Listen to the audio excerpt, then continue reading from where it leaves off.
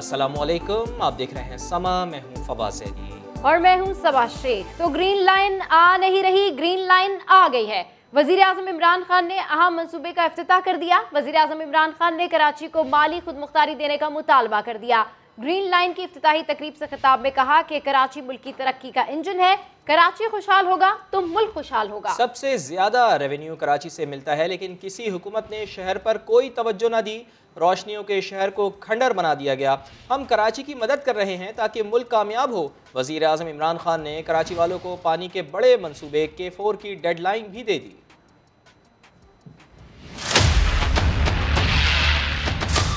कराची पाकिस्तान का engine of growth है। कराची जब खुशहाल होता है तो पाकिस्तान खुशहाल होता है। इतनी हुकूमतें आई हैं, सबसे ज़्यादा रेवेन्यू जनरेट कराची से होता है, लेकिन कभी किसी ने कराची की ट्रांसपोर्ट सिस्टम के ऊपर कभी भी तवज्जो नहीं दी। रोशनियों का शहर था, उसको आहिस्ता आहिस्ता बजाय हमने आगे बढ़ते हुए हमने उसको खंडर बनते देखा।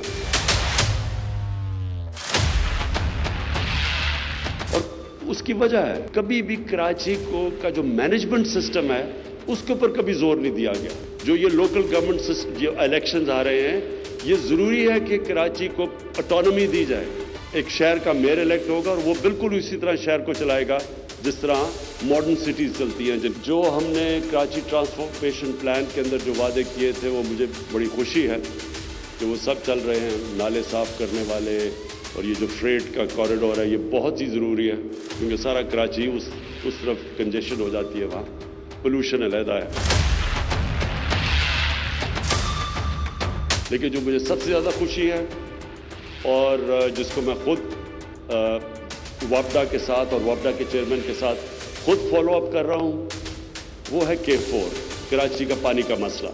और ये हमें सबको पता है कि ये जो अजाब आता है कराची के लोगों के ऊपर, और ख़ास तौर पे जो बेचारा गरीब तबका है, उनको जो पानी नहीं मिलता, बेसिक चीज़ है पानी, तो उसके लिए मैं आपको खुशखबरी ये है कि अगले महीने इंशाल्लाह ये अप्रूव होके तो इसकी ग्राउंड ब्रेकिंग शुरू हो जाएगी। हम अंदाज़ा लगा रहे हैं कि 14-15 महीने के अंदर ये कंप्लीट हो चुकेगा। तो 2023 में इंशाल्लाह ये आप देखेंगे 2000 अगस्त से लेके सितंबर तक हमारे ख्याल में कि हम कराची तक किंजर लेक से पानी पहुंचा देंगे। एक तीर से दो शिकार। असद उमर ने इफ्तिताह के मौके पर पाकिस्तान पीपल्स पार्टी को निशाना बनाया तो नून लीग को भी आड़े हाथों लिया। बिलावल को मुखातिब करके कहा, 50 साल पहले आपके नाना एडमिनिस्ट्रेटर बने थे, 2021 खत्म हो रहा है, बेटा और कितना टाइम चाहिए।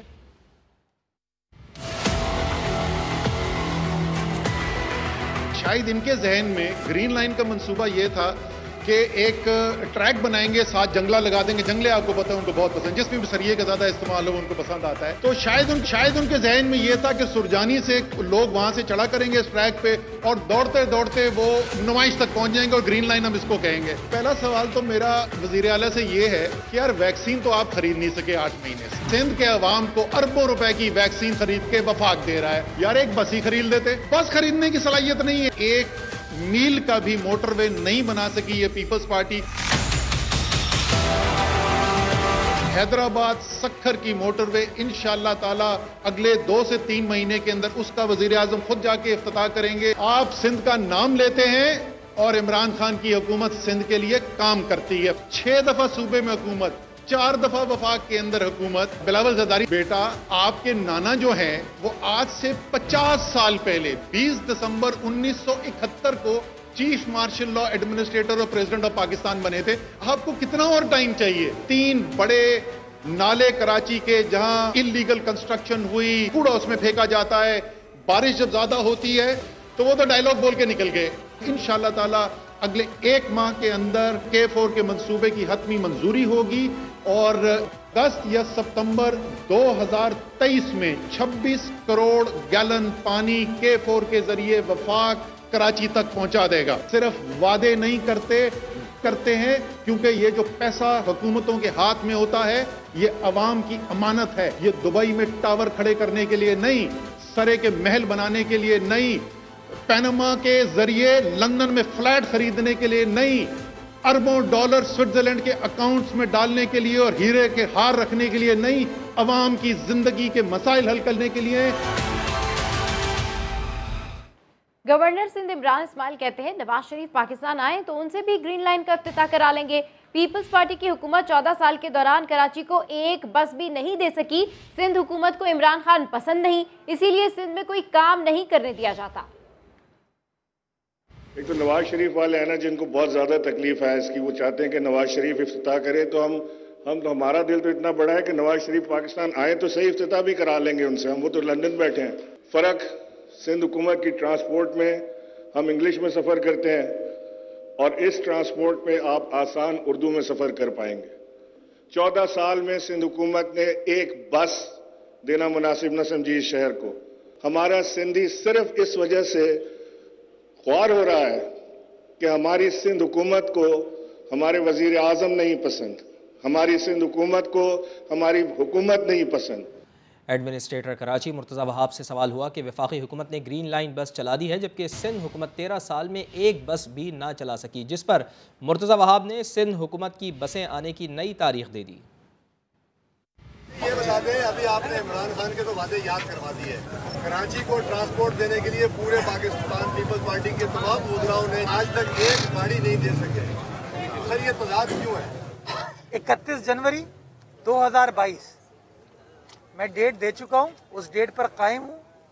कराची शहर के अंदर 50 नई बसेस सिंध हुकूमत का ट्रांसपोर्ट डिपार्टमेंट लेकर आ रहा है और उसके बाद 2 महीने के अंदर 200 मजीद बसेस आएंगी। बुलेटिन में दिखाएंगे खटारा बसें। कभी जनवरी, कभी जुलाई तो कभी दिसंबर, कैलेंडर खत्म हो गए मगर कराची की सड़कों पर बसें लाने से मुतालिक सिंध हुकूमत की तारीखें खत्म नहीं हुई। कब कब तारीखें दी गई, देखते हैं इस रिपोर्ट में।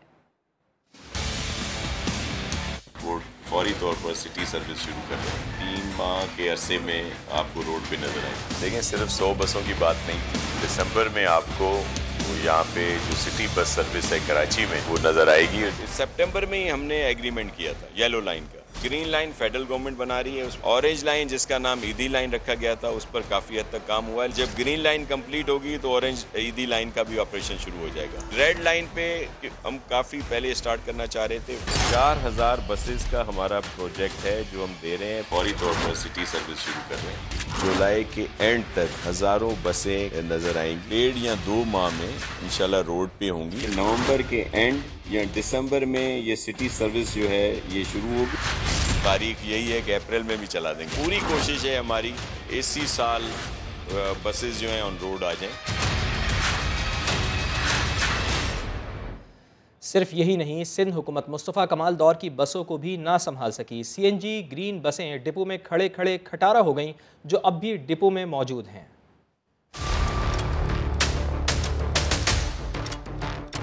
इस वक्त कराची में ग्रीन लाइन बसेस की बातचीत हो रही है, लेकिन कराची में ही माजी में भी CNG बस जो कि CNG ग्रीन बस के नाम से लॉन्च की गई थी, हम अब उनका हाल आपको दिखाते हैं। इस वक्त हम सरजानी टाउन में मौजूद हैं और इनका एक डिपो जो है वो सरजानी टाउन में ही बनाया गया था, जहां अब मौजूदा ग्रीन बसेस का डिपो भी बनाया गया है। उसके करीब ही है ये भी। CNG ग्रीन बसेस के नाम से जो है वो लॉन्च की गई थी ये सर्विस, और अब इन बसेस का ये हाल है कि ये बसेस डिपो में गल सड़ रही हैं। इनके इंजन का ब्लॉक्स हम देख रहे हैं वो जो है वो बाहर रखे हुए हैं। इनके टायर्स नहीं है। इस वाली बस में सफर किया? जी हाँ जी, ये बस सही थी, बहुत अच्छी थी, बहुत फुल जाती थी। यहाँ से सदर आती भी फुल थी, जाती भी फुल थी, लेकिन पैसे खा जाते थे, लगाते नहीं थे, फिर बंद कर दिया। आवाम के ही टैक्स से पैसों से है, लेकिन आवाम के लिए थोड़ी फ़ायदा दे रही हैं। ये तो खड़ी भी ख़राब हो रही हैं और कुछ भी नहीं हो रहा है। जब ये लॉन्च की गई थी उस वक्त जो नाजिम थे कराची के, सैयद मुस्तफ़ा कमाल थे, उनकी नज़ामत के दौर में 1-1.5 साल तक ये बसेस बड़ी अच्छे अंदाज में जो है वो शहर की सड़कों पर चलती रहीं, लेकिन उसके बाद इनका बुरा हाल हुआ और अब तक आप देख सकते हैं कि ये गल सड़ गई हैं, लेकिन कोई पूछने वाला नहीं है। कराची को तो 2021 में ग्रीन लाइन बस मिली, मगर लाहौर को ये मंसूबा 8 साल पहले ही मिल गया था। मेट्रो बस के अलावा लाहौर में ऑरेंज ट्रेन भी चलती है। लाहौर की मेट्रो बस और ऑरेंज लाइन ट्रेन का कितना किराया है और इसका ग्रीन लाइन के किराए से कितना फ़र्क है, दानियाल उमर बता रहे हैं।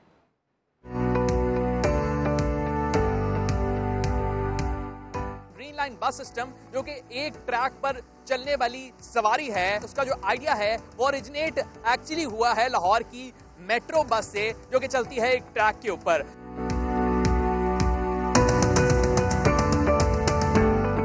लाहौर की मेट्रो बस जो कि बनी थी 2013 में, गज्जुमता से लेकर जो कि शहर का एक कोना है चादरा तक जाती है, जिसके अंदर इसके 27 स्टॉप्स हैं और ये कुल 28.7 किलोमीटर का ये ट्रैक है। 30 रुपए इसका किराया है। पहले स्टेशन पे आप बैठे हैं, आखिरी स्टेशन पर उतरे हैं, आपको 30 रुपए ही देने पड़ेंगे।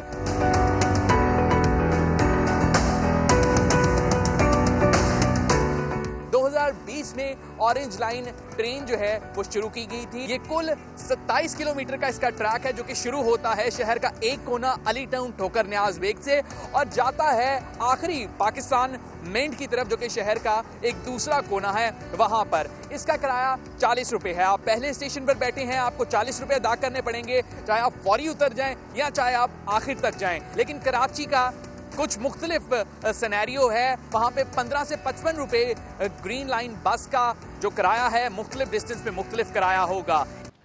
तर्जुमान नून लीग मरियम औरंगजेब कहती हैं कि इमरान खान 3 साल से मियां नवाज शरीफ के शुरू किए गए मंसूबों पर तख्तियां लगा रहे हैं।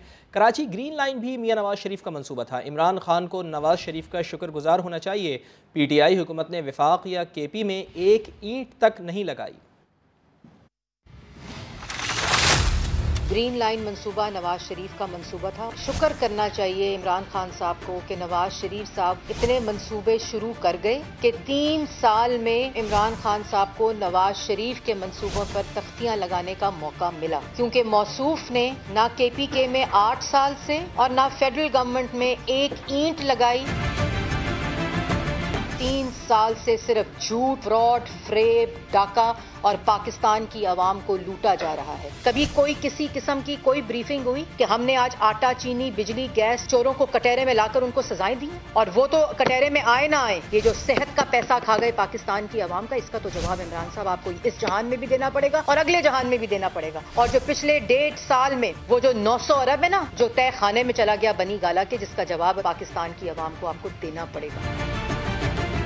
इलेक्शन जो है वो EVM के जरिए पाकिस्तान में नहीं हो सकता और इसको इलेक्शन कमीशन ने मुस्तरद किया, इसको पार्लियामेंट ने मुस्तरद किया। पार्लियामेंट के जॉइंट सेशन को बुलाकर ऐसे बिल EVM पे पास कराए गए हैं जो इंट्रोड्यूस ही नहीं किए गए थे, जो गैर आईनी और गैर कानूनी है, और हम उसको चैलेंज करने का पूरा इरादा रखते हैं।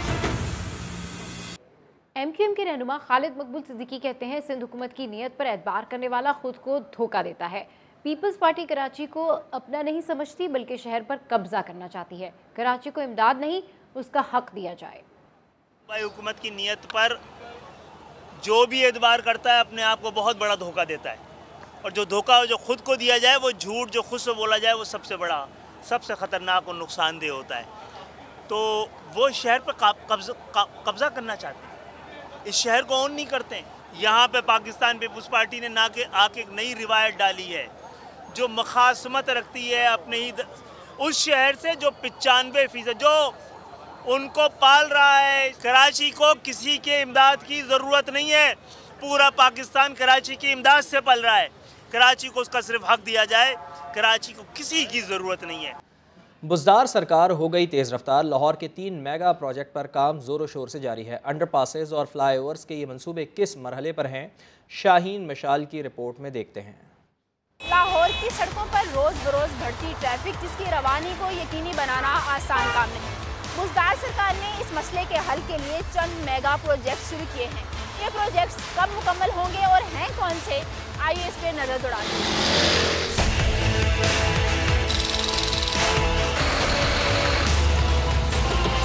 बाद अज़ वक्त ना बर वक्त मेगा प्रोजेक्ट्स मुकम्मल होंगे कबल अज़ वक्त।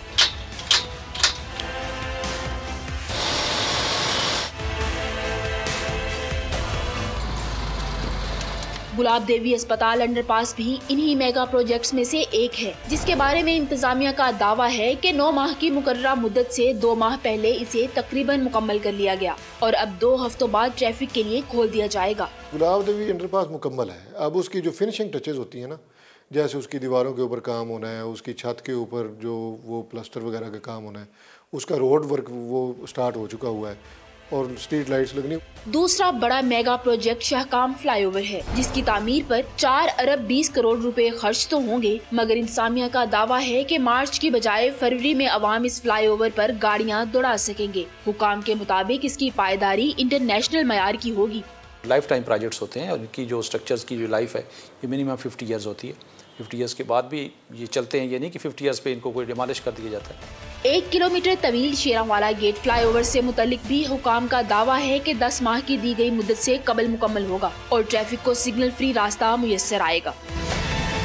मंसूबा के जल्द मुकम्मल होने के दावे पे लाहौरी कहते हैं, खुशी से मर न जाते गर एतबार होता। वादे तो 4 साल से कर रहे हैं, वादे का क्या करें हम? कभी मुमकिन हुआ है इनका वादा पूरा हुआ कोई? हमें तो खुशी होनी है अंडरपास बन जाए, लेकिन वक्त पे काम इनका मुकम्मल नहीं होता, लेट कर देते हैं हमेशा। तीनों मेगा प्रोजेक्ट्स रवां साल जून में शुरू किए गए थे, जिनकी तकमील से ट्रैफिक को सिग्नल फ्री रास्ता मुयस्सर आएगा। माजी में लाल शहबाज अंडरपास जैसे मंसूबे की ताखीर ने लाहौरियों को मुश्किल में डाले रखा और अब इंतजामिया के इस दावे पर लाहौरी कहते हैं, अगर इनके ये वादे वफा हो जाएं तो सफर आसान हो जाएगा। कैमरामैन अजहर इकबाल के साथ शाहीन निशाल, समा, लाहौर। पंजाब काबीना ने नए बल्दियाती एक्ट की मंजूरी दे दी। मुसव्विदा दस्तखत के लिए गवर्नर को भिजवा दिया गया है। वज़ीर आला पंजाब उस्मान बुज़दार से सूबाई वज़ीर बल्दियात महमूद रशीद ने मुलाकात की, जिसमें नए बल्दियाती निज़ाम के अहम खदोखाल के हवाले से तबादला ख्याल किया गया। उस्मान बुज़दार का कहना था, नया बल्दियाती निज़ाम सूबे के अवाम को हकीकी मायनों में बाख्तियार बनाएगा। नए बल्दियाती निज़ाम को मुशावरत के साथ हतमी शक्ल दी गई है। इस निज़ाम से अवाम के मसाइल उनकी दहलीज पर हल होंगे। Army chief general Qamar Javed Bajwa का चमिंडा सियालकोट के करीब चनोकी का दौरा। जनरल कमर जावेद बाजवा ने गुजरावाला कोर की विक्ट्री शील्ड मशकों का मुआयना किया। समग्र नुमाइंदे उस्मान खान हमारे साथ मौजूद हैं। उस्मान, बताइएगा क्या बताया गया है ISPR की जानिब से इस दौरे से मुताल्लिक़? जी बिल्कुल, गुजरावाला कोर के दस्तों की विक्ट्री शील्ड मश्क के मकासद, मनसूबाबंदी के पैरामीटर और तर्ज अमल पर ब्रीफिंग दी गई है और मशकों का मकसद फॉर्मेशन के ऑपरेशन तैयारियों को बढ़ाना, दुश्मन की तरफ से किसी भी मुहिम जोई के जवाब में दिफाई और जारियाना कामों को शामिल करना है। और आर्मी चीफ ने फौजियों के तरबती मयार और पेशावराना काबिलियत पर इत्मीनान का इजहार किया है। सिपा सलार ने मैदान में हकीकत पसंदाना और सख्त तरबियत पर जोर दिया। जनरल बाजवा का कहना था कि ऐसी मशकें फौजियों के एतमाद को बढ़ाने, हमागी जंगी सलाहियत को बेहतर बनाने में मदद करती हैं। और आर्मी चीफ जब पहुंचे हैं तो force commander Gujranwala lieutenant general Mohammad Amir ने उनका इस्तकबाल किया था। जी, बहुत शुक्रिया आप। पाकिस्तान की सिविल एविएशन आलमी एविएशन इदारे काओ के ऑडिट में कामयाब हो गई। DG civil aviation Khaqan Murtaza कहते हैं, काओ ऑडिट टीम ने पाकिस्तान CAA की कारकर्दगी पर इत्मीनान का इजहार किया। समा के नुमाइंदे सैयद रिजवान आलम हमारे साथ मौजूद हैं। रिजवान आलम साहब, बताइए इससे मुताल्लिक़ मज़ीद। जी बिल्कुल, पाकिस्तान एविएशन को जो है आलमी एविएशन इदारे काओ के ऑडिट में कामयाब हो गया है। इंटरनेशनल सिविल एविएशन ऑर्गेनाइजेशन ने काओ इसने पाकिस्तानी CAA का ऑडिट मुकम्मल कर लिया है। ऑडिट टीम ने पाकिस्तान में CAA की कारकर्दगी पर इत्मीनान का इजहार किया है। डायरेक्टर जनरल CAA है खाकान मुर्तज़ा, उनका इस हवाले से ये कहना है कि काओ की मजबूत रिपोर्ट से PIO और दीगर पाकिस्तानी एयरलाइंस पर आई पाबंदियां भी खत्म हो जाएंगी। काओ ऑडिट के दौरान पाकिस्तान की CAA ने जो है मजबूत नताइज हासिल किए हैं, ऐसा जो उनका दावा है। CAA का और काओ सेफ्टी ओवरसाइट के सरबराह भी खुद पाकिस्तान आकर ऑडिट के अमल में शरीक हुए थे। काओ सेफ्टी ऑडिट टीम ने अपना काम मुकम्मल कर लिया और आज रात ये वापस रवाना हो जाएगी। काओ के तरीक़ेकार के मुताबिक ऑडिट रिपोर्ट चंद हफ्तों में शाया होगी। जी, बहुत शुक्रिया आपका। विंचनाबाद में कब्र से कमसिन बच्ची की लाश गायब हो गई। बच्ची को 10 रोज पहले दफना दिया गया था। पुलिस ने नामालूम अफराद के खिलाफ मुकदमा दर्ज कर लिया। विंचनाबाद के सबसे बड़े और कदीमी कब्रिस्तान बाबा अली शाह से बच्ची की लाश 1 रोज पहले गायब हुई, जबकि बच्ची का कफन कब्र के पास मौजूद है। विंचनाबाद पुलिस ने बच्ची की लाश गायब हो जाने का मुकदमा थाना वालिदैन की मुद्दत में दर्ज कर लिया है। सदर कराची में 65 साला शख्स का लर्जा खेज कत्ल। पुलिस कहती है कि मकतूल के साथ फ्लैट में रिहाइश पजीर खातून ने सोते हुए तेज़ धार आले से ज़िबाह किया।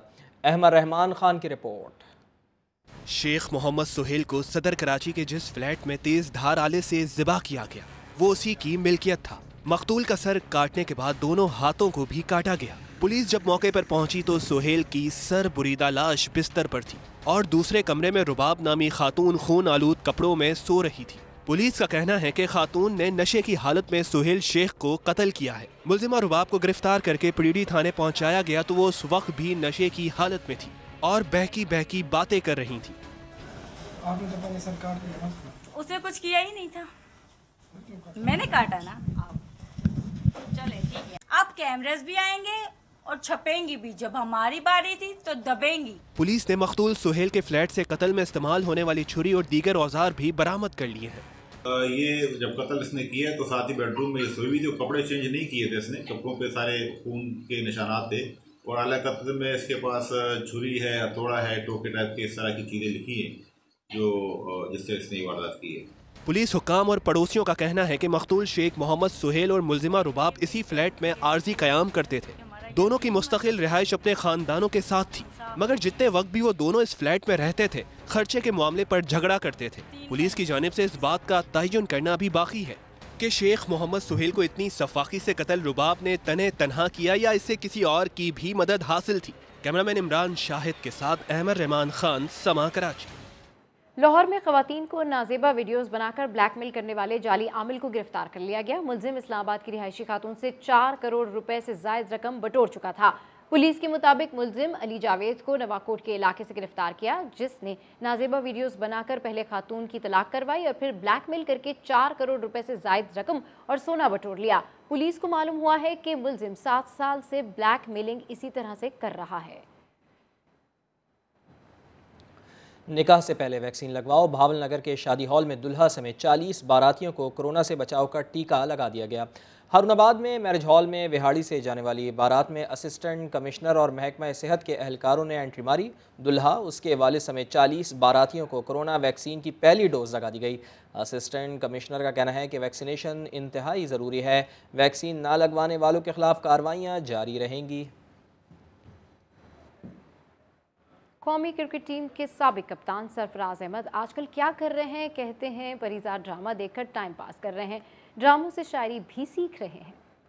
जहाँ तक रही शेर व शायरी की बात, तो परिजात का ड्रामा बहुत अच्छा चल रहा है। मेरी शेर व शायरी पे इतना गौर नहीं करें, उस पर कोई ना कोई मसले ना निकालें। जो परिजात कह रहा है मैं भी वही कह रहा हूँ, ठीक है ना। तो उसके मायने मत निकालने की वजह सरफराज दुखी हो गया, ये हो गया। नहीं भाई, कोई दुखी नहीं है, बहुत खुश हूँ मैं, अल्लाह का शुक्र है। मज़े में ड्रामे देख रहा हूँ मैं और अपना टाइम गुजार रहा हूँ, अपने क्रिकेट को एंजॉय कर रहा हूँ। और यहाँ तक रही बात तस्वीर की, तो वो भी देखें थोड़ी बहुत मेरी थी, बाकी एडिट हुई थी।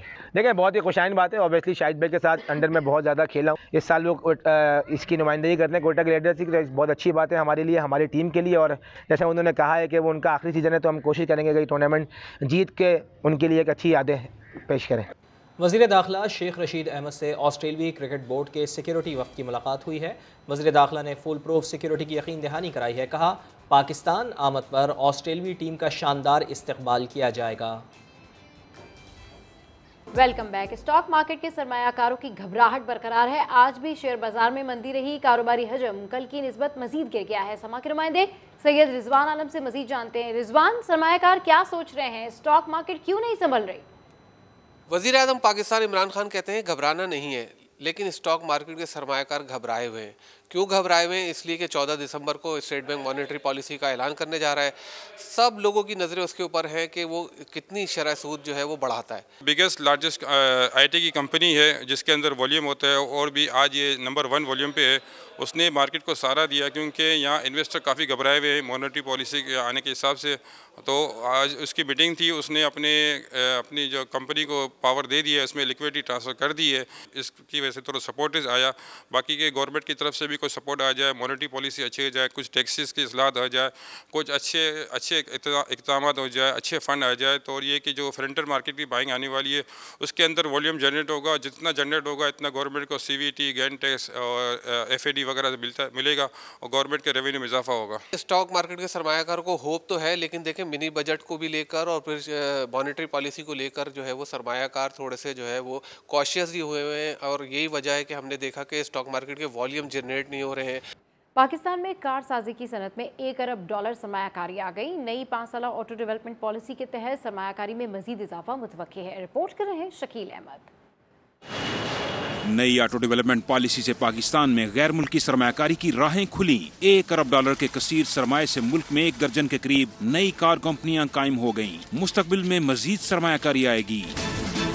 सरकारी दस्तावेज के मुताबिक 9 कार कंपनियों की पैदावार शुरू, मजीद 3 से 4 कंपनियां ऑपरेशन का जल्द आगाज करेंगी। इनमें चीनी, यूरोपीय, मलेशियन और कोरियन कंपनियां शामिल हैं। नई कंपनियों की बदौलत पाकिस्तान में कारों, SUVs, लाइट और कमर्शियल गाड़ियों की पैदावार बढ़ गई। मौजूदा माली साल गाड़ियों की पैदावार में 75%, जबकि फरोख्त में 70% से ज्यादा इजाफा हुआ।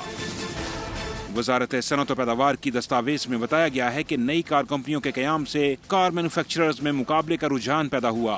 बेहतर मयार और सेफ्टी फीचर्स यकीनी बनाना नई ऑटो पॉलिसी का हिस्सा है। ऑटो सेक्टर के लिए लीगल फ्रेमवर्क भी तैयार किया जाएगा। स्टेक होल्डर्स की मुशावरत से ऑटो इंडस्ट्री के लिए अगले बजट में मुराद का ऐलान किया जाएगा।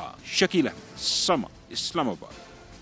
मुल्तान में रूहानी पेशवा हज़रत शाह रुकन आलम के 708वें सालाना उर्स की तकरीबात शुरू हो गई। सज्जादा नशीन शाह महमूद कुरैशी ने दरबार को गुस्ल दिया। रिपोर्ट कर रहे हैं राशिद हमीद।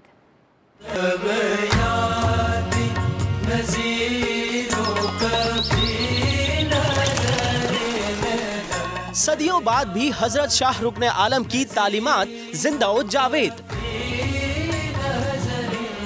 मुल्तान में बर्रे सगीर के नामवर सूफी बुजुर्ग का उर्स शुरू हो गया। सज्जादा नशीं शाह महमूद कुरैशी ने दरबार को गुस्ल दिया और चादर चढ़ाकर तकरीबात का आगाज किया। आपकी आवाज इस अंदाज से बाहर आए कि वो समझ जाएं कि फला मेरा अकीदतमंद मुझसे ये कह रहा है कि शेख मैं मौजूद हूँ। मन्नते मुरादे लिए मुल्क भर से हजारों जायरीन औलिया की सरजमीन पर मौजूद हैं। अल्हम्दुलिल्लाह मैं 27 साल से मुल्तान शरीफ आ रहा हूँ और मुबारकों पर नंगे पाँव हमारा अकीदा है।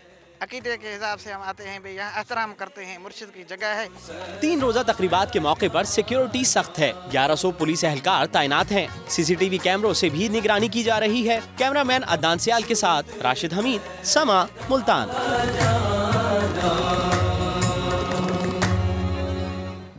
और बुलेटिन के आखिर में आपको बताएं कि डिस्ट्रिक्ट जेल सियालकोट के कैदी कमाऊ पूत हो गए हैं। कैसे, देखिए शहजाद अहमद की खुसूसी रिपोर्ट। महफूज, साफ सुथरा और खूबसूरत माहौल। ये कोई मेहमान खाना नहीं बल्कि कैदियों की सराय है। वक्त जाया ना होने पाए, बस यही सोचकर डिस्ट्रिक्ट जेल सियालकोट की इंतजामिया ने सजा याफ्ता कैदियों के लिए फुटबॉल और गारमेंट सिलाई सेंटर्स बना दिए। मुझे 8 साल सजा हुई है सर। तो यहाँ आप कब से ये फुटबॉल स्टिचिंग कर रहे हैं, कितनी उजरत मिलती है? यहाँ पर सर एक बाल के ऊपर 50 रुपये मिलते हैं और तकरीबन 1.5 साल हो चुके हैं हमें यहाँ पर। और ये बड़ा अच्छा मिलता है। जेल के लिहाज से इंतजाम भी बहुत अच्छे हैं, कैदी के लिहाज से सर बहुत अच्छा इंतजाम है। 2000 रुपया महीना उजरत मिलती है, साफ़ सुथरा निज़ाम है। और आप कैद किस चीज़ की काट रहे हैं? कत्ल के केस की कैद काट रहे हैं। 25 साल कैद हुई है, 8 साल जेल में गुजार चुके हैं। सूबाई वजीर जेल खाना जात फयाजुल हसन चौहान भी कैदियों के हुनर की तारीफ किए बगैर ना रह सके। कैदी उनकी सारा अपनी कैद के हवाले से अक्का फक्का होता था, ऊपर से वो सुन के और उसका सर दर्द करता था और फिर डिस्प्रिन की गोली तलाश करता था वो। जनाब 10 TV चैनल बेहतरीन, उसमें एंटरटेनमेंट भी है, स्पोर्ट्स भी है और इंफॉर्मेशन भी है। ये वज़ीर आला पंजाब सरदार उस्मान पुजदार साहब की क़यादत में हमने जनाब शुरू कराया। ये सिलसिला अगर तमाम अजला में शुरू हो जाए तो न सिर्फ हमारी जेलें तरबियत गाह बन जाएंगी बल्कि सजा मुकम्मल करने वाला मोहताजी की कैद से भी आज़ाद हो जाएगा। कैमरामैन एसिक के साथ शहजाद अहमद, समा, सियालकोट।